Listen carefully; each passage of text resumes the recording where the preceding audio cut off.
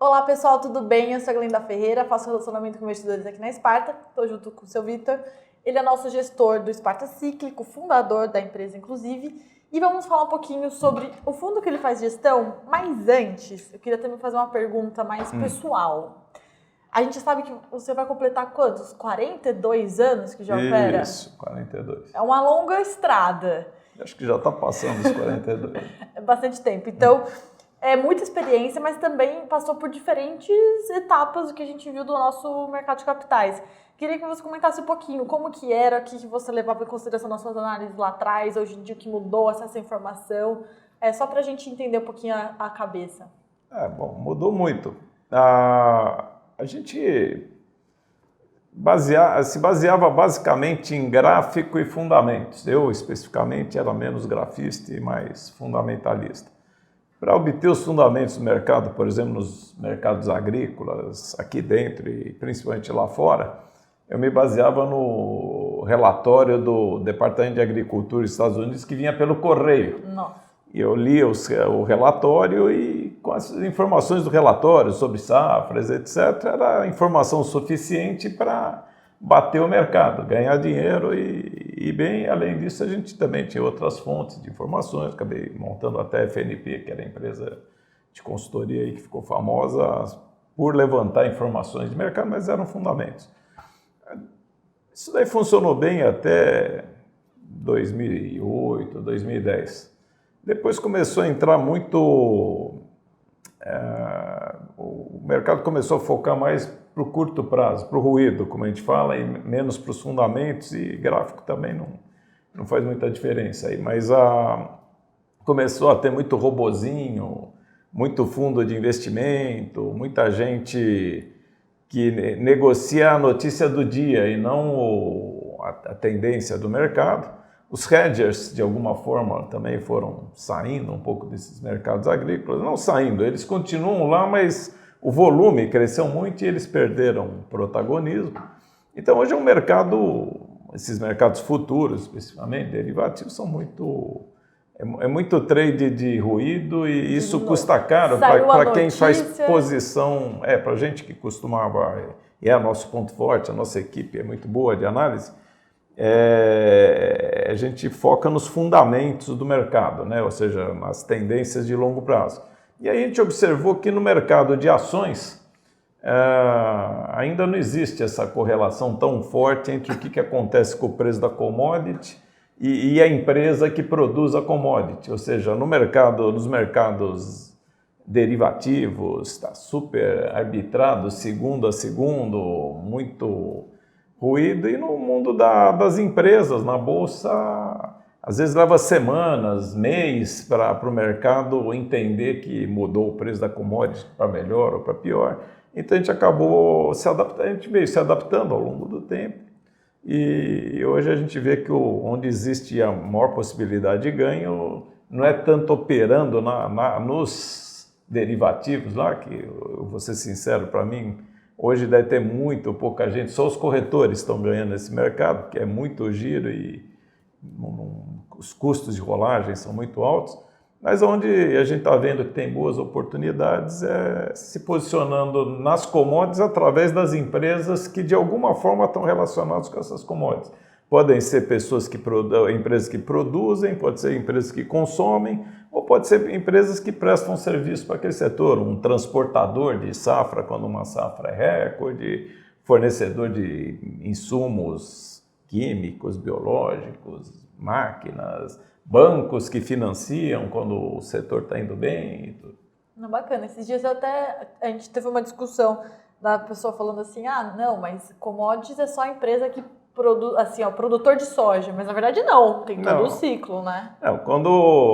Toda vez que um preço de uma commodity se movimenta, tem ganhadores e tem perdedores. E não é só o produtor, às vezes o produtor ganha quando o preço da commodity sobe, quando a safra vai bem. Mas, às vezes, na queda, quem consome é que ganha, porque estava pagando caro pela commodity, agora vai ter matéria-prima barata. Às vezes, uma safra é recorde, o preço cai por causa do volume de oferta, o produtor não ganha, mas o transportador ganha muito, porque tem muita safra para transportar. É assim, às vezes quando a safra vai bem é bom para a seguradora, porque não teve quebra de safra, então a seguradora ganha bastante com os prêmios seguros amealhados, né? Então a gente tem que entender essa cadeia toda, ver quem estão sendo os vencedores, quem vão ser os beneficiados com cada movimento da commodity.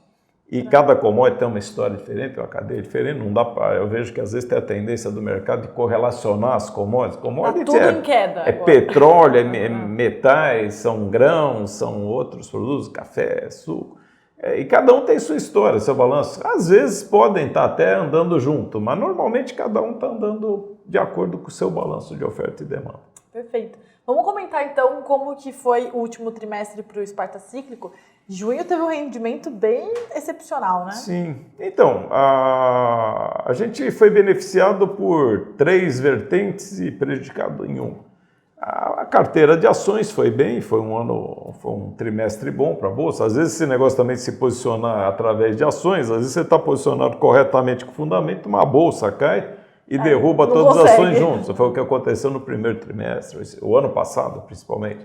As empresas de commodities foram muito bem, postaram lucros extraordinários, não previstos pelo mercado, a Bolsa estava em baixa e não houve... Caiu tudo junto. No mercado não separa muito o joio do trigo. Mas enfim, a gente ganhou e a gente estava arredeado também com um pouco de juros e vendido na curva de juros e vendido principalmente no câmbio. Porque como são empresas que exportam, o resultado depende muito da taxa de câmbio. E se cai o câmbio, tende a prejudicar um pouco, então as empresas, então a gente vende o dólar futuro como uma forma de proteger o lucro das empresas que a gente está posicionado. Então tudo deu certo, aí caiu a curva de juros, não caiu ainda na ponta aqui no mês presente, o Copom ainda não baixou o juro, mas a curva de juros já caiu mais de 20%, então foi bem forte a queda dos juros aí nas últimas semanas aí. O dólar também caiu. O dólar caiu bastante, estava lá no patamar de 5,50, veio para 4,80. E a Bolsa, as ações da nossa carteira performaram igual ou melhor, até melhor, bem melhor do que a média, embora não tenha 100% do patrimônio, tem lá 70% do patrimônio, mais ou menos. Quem prejudicou um pouco foi uma posição de milho que a gente montou. A gente achou que o milho tinha distorcido demais em relação a Chicago e distorceu mais ainda por causa do excesso de safra. Então a gente acha que é um momento passageiro do milho, é uma oportunidade de compra. Bacana. Então a gente manteve, provavelmente vai ajudar a nossa cota no segundo semestre, porque foi uma distorção dramática aí, né? O milho em Chicago caiu 30% e aqui caiu 50%, 60%. Não tem essa explicação para isso, a não ser o excesso de oferta da safra, falta de armazém, o produtor vai ter que guardar um pouco o milho no campo e tal, mas o problema é que o mercado projetou isso para novembro. Até novembro tá barato ainda, distorcido. E novembro já passou toda essa... A colheita é agora, é julho, agosto, setembro no máximo. Depois não tem mais isso, aí já começou a chover, o milho já foi exportado, ou a soja que estava ocupando o armazém já foi vendida e o milho já foi para o armazém, acabou essa história toda. E como todo mundo se movimenta em manada, então o comprador nesse momento não quer comprar porque o milho, o produtor tem que vender, o milho vai cair e ninguém compra.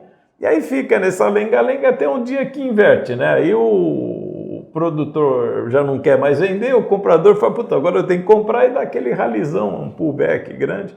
Então está acreditando que esse milho, o preço certo dele, depois de passar esse estressinho aqui, com base no preço de Nova York é R$70, ele está aí na faixa já de 60, então tem um rally aí de uns 15% para dar no milho aí em novembro.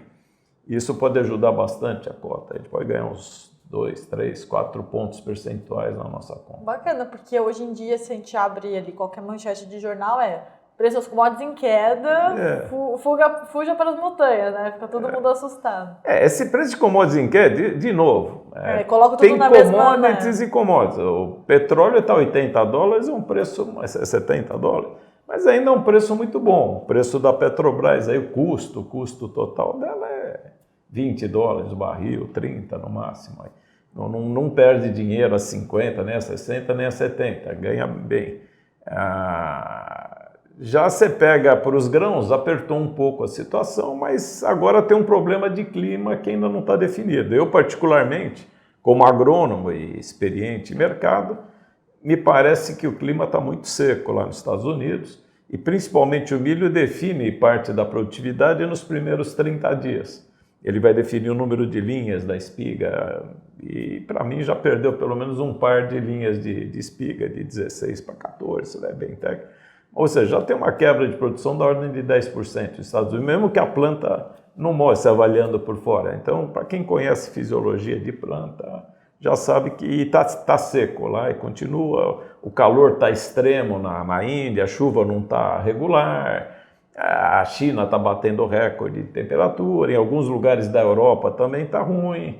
Então, assim, para os estoques baixos que estão no mundo hoje, só quem está colhendo safra boa e recorde, aí só se ouve falar nesses recordes aqui no Brasil, mesmo assim no Brasil, do Brasil Central. A Argentina está quebrada, coitada, por quebra de safra sucessivas. Os gaúchos estão quebrados também por quebra de safra sucessivas. Porque tem um paraíso no mundo aqui chamado Sudeste e Centro-Oeste brasileiro, onde tudo está correndo bem há 5, 6 anos, está todo mundo ficando bilionário lá. Mas não é a realidade do resto do mundo. Então, as commodities realizaram um pouco, mas ainda estão em patamares de preço muito altos e bem remuneradores. Assim, eu não concordo com essa tese de que as commodities caíram. Elas caíram da máxima que tinham atingido. Um pouquinho. Estão dando uma realizada, parando para ver o que vai acontecer. Mas o clima nem de longe está indo bem. Então, nós podemos ainda ter surpresa de volta de repique de preço das agrícolas. Aí. Não, perfeito. Além dessa que é bom para o Brasil, tendência para o PIB brasileiro. Continuar crescendo.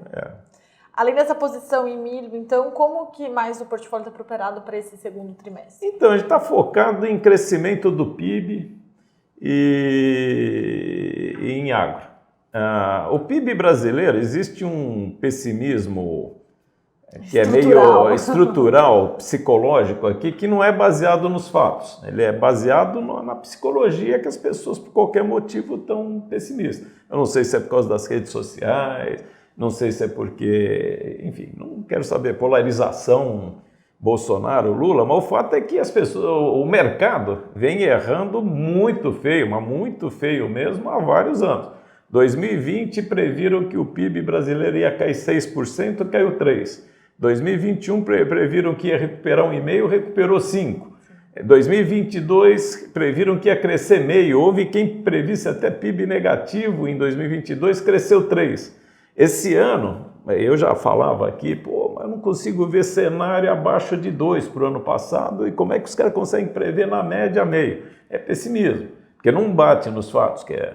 Aí chegou esse ano aqui, eu falei, tem um carry-over de PIB de 1,5%, mais um crescimento agrícola de 1,5%, isso em janeiro. Eu falei, já começa com 3% de crescimento, como é que pode a turma enxergar meio?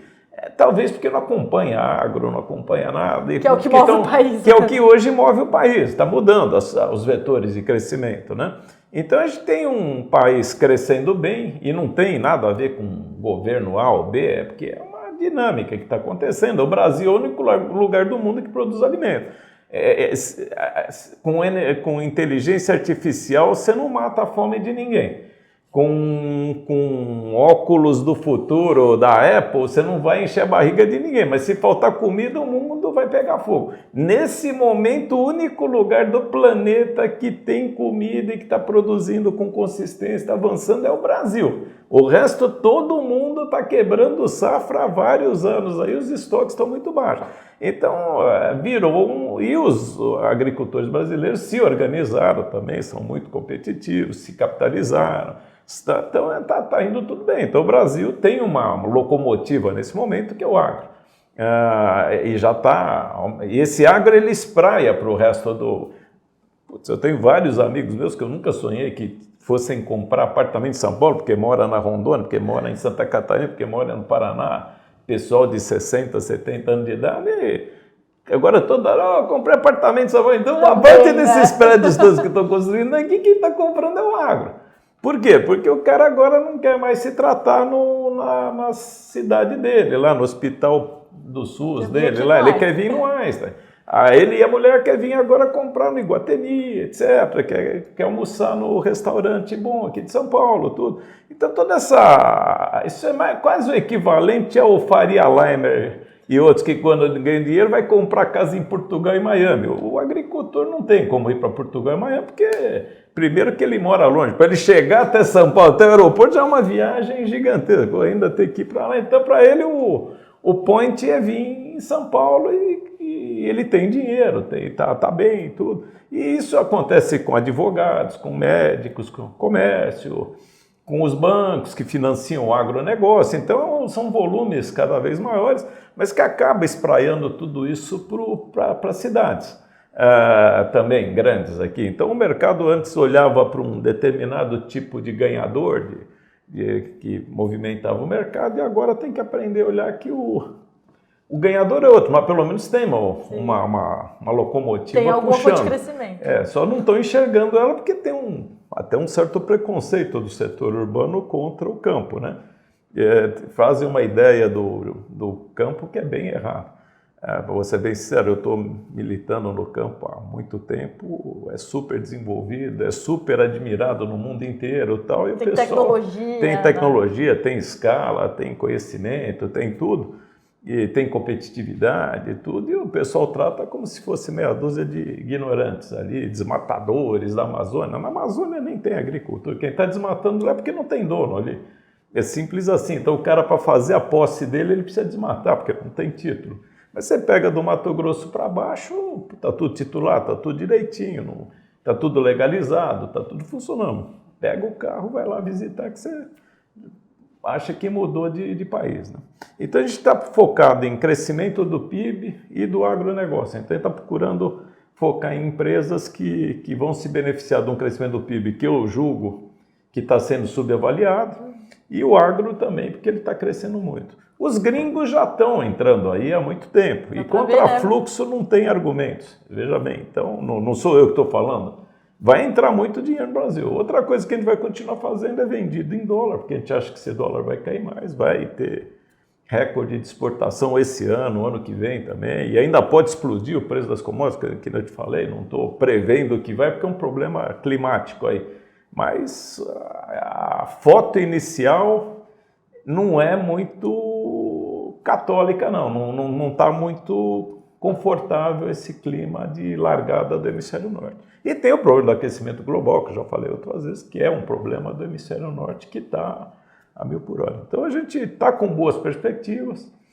Eu acho que o segundo semestre pode ser igual ou melhor que o primeiro. Então é um ano promissor para o cíclico. Perfeito. Pode citar uns 3 exemplos de ações? Sim, carteira nossa assim, é pesadamente concentrada em Banco do Brasil, que ele é o banco dos bilionários agora, né? Quer dizer, todo mundo que está ganhando dinheiro tem conta no Banco do Brasil, teve a vida inteira, é o banco principal. Então ele concentra esse volume todo de dinheiro que está entrando e ele é mais barato do que o Bradesco, Itaú, etc. E dá mais lucro. Vai dar esse ano, Banco do Brasil vai dar de novo lucro maior do que o Itaú esse ano. É o maior banco do Brasil disparado. Nesse momento, e vai ser por um bom tempo. Podem fazer o que quiser, porque o dinheiro que está entrando é ali. Vai para lá. Né? Petrobras ainda porque é barata, apesar das ameaças de intervenção, ela ainda é barata, tá dando lucro. SLC e São Martinho são as duas joias da coroa do agronegócio. Porto Seguro é uma empresa de seguros aí que eu acho que está indo bem, que ganha no crescimento do PIB. Aí já é uma... E a WEG, que é uma empresa que a gente gosta bastante, empresa bem tecnológica, tudo, tá? Toda essa eletrificação do país, do mundo, aí ela pega bem está bem posicionada aí para ganhar dinheiro com isso. Perfeito. Acho que é bom a gente, para encerrar, tocar num assunto que é o seguinte: o fundo está posicionado em ações na bolsa. O fundo, ele é um multimercado com tributação de fundo de ação, mas ele opera ações. Sim. Então, nada mais justo do que a gente mudar o benchmark dele para o Ibovespa. Essa é uma discussão desde a fundação, mas que agora a gente resolveu tomar uma decisão, que desde a fundação do fundo, em 2005, a gente optou por tributação de FIA, né, de fundo de ações. porque a gente tinha sempre 67% do patrimônio no mínimo em ações. Embora estava às vezes redeado ou não, mas enfim, tinha 67%, era um FIA. Só que a gente sempre usou benchmark, que no fim era um multimercado, e multimercado benchmark é o CDI. E de 2 anos para cá a gente optou por abandonar essa concentração de operações com derivativos, mercados futuros, para se posicionar em ações, e é uma decisão vencedora. Apesar do ano passado não ter aparecido bem, mas em 2021 a gente rendeu lá 26%, 25%, já por causa dessa opção de ter mudado para as ações. O ano passado a Bolsa não estava muito negativa e acabou não performando, apesar das empresas estarem muito bem. E agora esse ano está mostrando de novo que está indo bem. E essas ações que não performaram em 2022 estão performando agora. Tá? O mercado agora está reconhecendo e estão subindo, né? Mais do que a Bolsa, inclusive. Ou seja, a gente tinha feito boas escolhas. Então a gente achou melhor, que fica mais justo com o cliente. Se a gente está cada vez dependendo mais agora de ações, que podem estar redeadas ou não, mas o grosso da alocação 67% agora mudou para 90% do patrimônio em ações. Então a gente achou melhor mudar para o benchmark e ações. Então um ano que a Bolsa subir muito, não é justo a gente ganhar exageradamente performance e prejudicar a cota do fundo, porque estava desalinhado, né? O CDI não tem mais nada a ver com o perfil do fundo.